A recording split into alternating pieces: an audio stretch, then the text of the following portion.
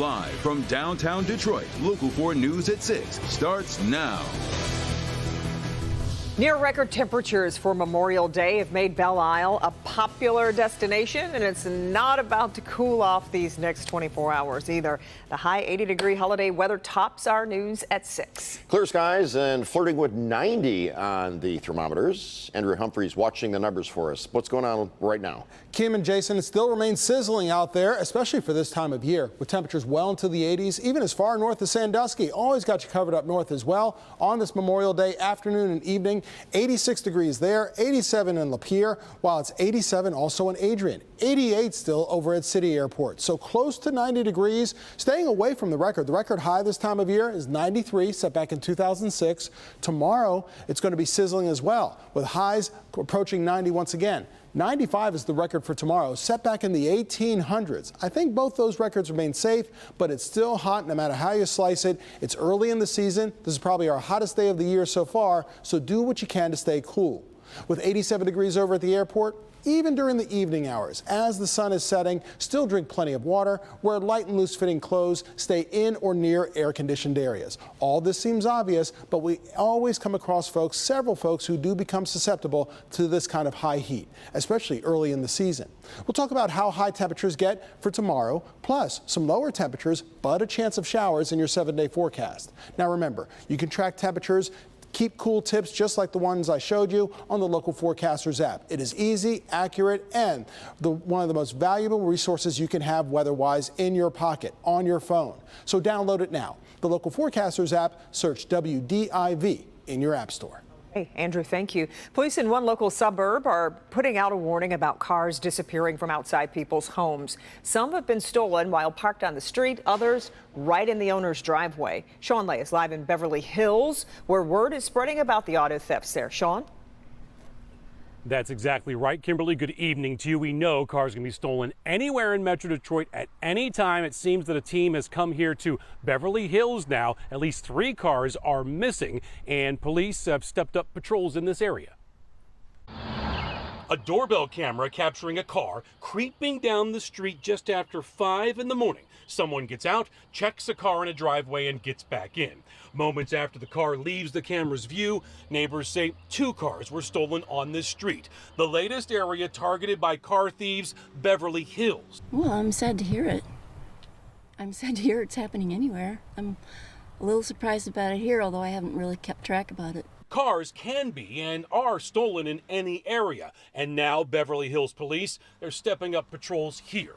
1 car stolen from a driveway at Kirkshire and Bates off of 14 Mile. Another stolen near Sheridan at Reedmere. And police are investigating a report of a 3rd car stolen in Beverly Hills. The thieves also went through unlocked cars looking for items to steal. We've shown you how airbags are the hot item being stolen in Harper Woods and now Warren, and how thieves are being caught with devices that duplicate key fobs, allowing them to make a key and drive a car away. Police in Beverly Hills now asking neighbors to report if their car was tampered with, broken into, or stolen, posting, "If you believe you were the victim of a larceny, please contact the Beverly Hills Department of Public Safety."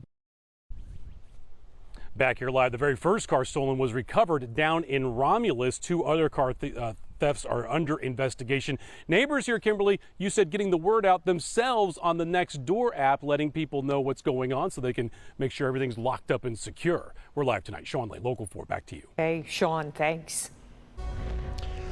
On this Memorial Day, celebrations and commemorations happening across the state. We start with the city of Sterling Heights, holding its 43rd annual Memorial Day Parade.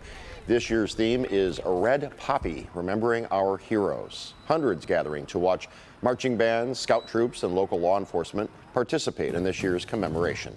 And the city of Dearborn celebrating its 96th annual Memorial Day Parade. Thousands of people lining down Michigan Avenue, watching dozens of community groups, service organizations, and local officials pay tribute to those who fought for our country. City officials say the Memorial Day Parade is the oldest continuously run parade in the state of Michigan.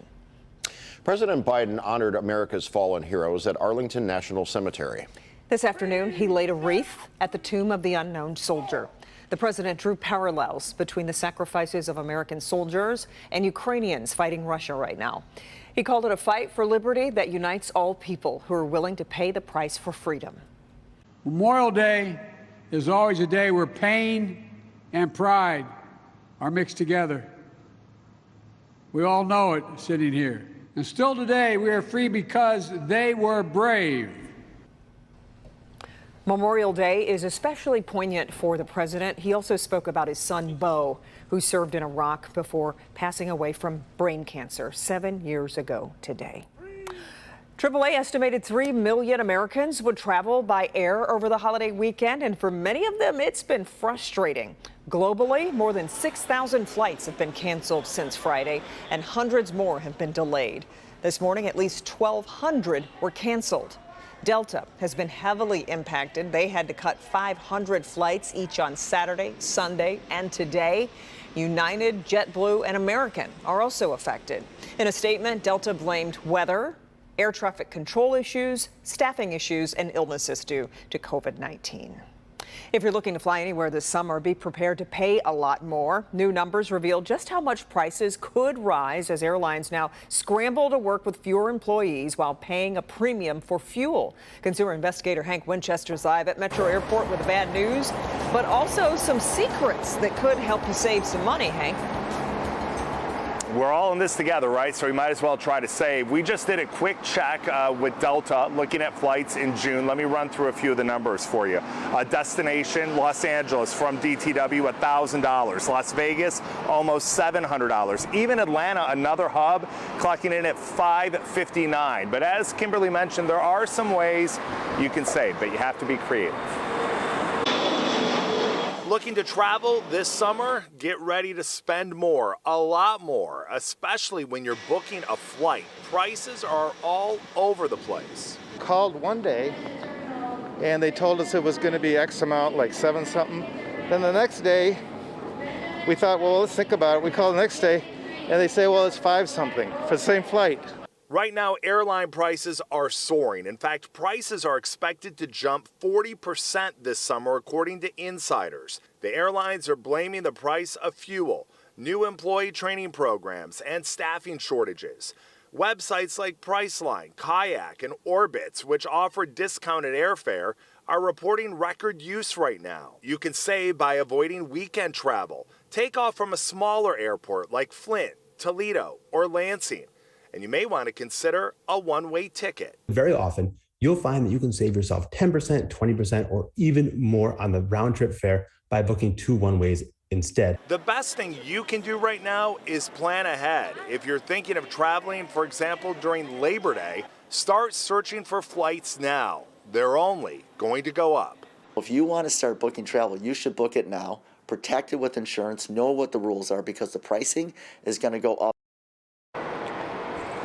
And insiders say if you've already got an idea of what you want to do for the holidays, start looking that far ahead because by Labor Day, prices expected to rise even more. Of course, as David mentioned, it's always a good idea to purchase travel insurance, whether there's an issue regarding your own personal travel or anything that pops up that's pandemic related. We're live here tonight at Metro. Hank Winchester, help me, Hank, Local 4. Okay, Hank, thanks. All right, over the weekend, former Detroit Police Chief James Craig appealed the Michigan Elections Bureau's decision to keep him off the August Republican primary ballot. Candidate Perry Johnson filed his appeal on Friday. 2 other Republicans are expected to appeal their cases tomorrow. And with the deadline to have the ballots printed June 3rd, they are all hoping for hearings. But this is not the first time we've seen this signature fraud issue pop up. Tonight, Local 4's Rob Maloney has an exclusive interview with a former congressman whose career was ruined by a ballot fraud scandal. Rod. Yeah, Jason, take a look. Remember, you've been to the grocery store, you see somebody standing there with a clipboard and a pen asking you to sign a petition, maybe to nominate somebody or a petition for a ballot issue. But here's the thing, those people at the store are getting between $7 and $20 per signature to do that. But somewhere in the middle of all of that, something happened and so many, 68,000 signatures have been tossed out. Well, former Congressman Thaddeus McCottert has been here. He has seen this problem. He's been out of the public eye for about 10 years now, but he's talking to us tonight about what he's learned and also what he's taking away from what he's seeing in the Republican primary. The immortal words of Bill Clinton, I feel your pain. While the former congressman can laugh today, he didn't a decade ago. McCotter saw his political career implode in 2012. While in Asia on a congressional junket, staffers here turned in improper petition signatures. He ended up resigning from Congress. He's watched this gubernatorial problem crop up and believes the state might want to rethink its gubernatorial nominating process. With a petition-only requirement, you're looking at an act of faith, an act of trust in the people going out and collecting the petitions. He points to the late Detroit Democratic Congressman John Conyers' similar signature problem back in 2015. Conyers went to federal court and a judge there allowed him on the ballot because Conyers had made a good faith effort at ballot access. McCotter believes the state should follow suit in the governor's race. It does make eminent sense. It does require an act of faith. There was good faith on the part of the candidates. They did try. They were let down, but they should access to the ballot be an overriding principle that we try to protect at all costs to ensure that the electorate has as many choices in front of them. I would argue yes. And he points out someone running for the Michigan legislature can turn in signatures or put up $100 to get on the ballot. It would preclude one more possibility of dirty tricks influencing access to the ballot and hence an outcome of an election. I'm not saying that happened in this case. The Michigan Bureau of Elections is not saying in this case, but it could happen down the road. And so now here's the thing. The appeals court judges are certain to ask, isn't it the candidate's responsibility to make sure that all of their signatures are good? And the answer, of course, is yes, because they sign an affidavit saying, yes, they're all good. But very few candidates go ahead and sit down and look at all 15 signatures to make sure they are good. So it's going to be interesting to watch what happens this week. Back to you. So, Rod, how does McCotter propose Michigan change the process? Well, he says very simple. Legislature can pass it, governor can sign it, and that's it. Okay. Rod, thanks for that report. Good to see you.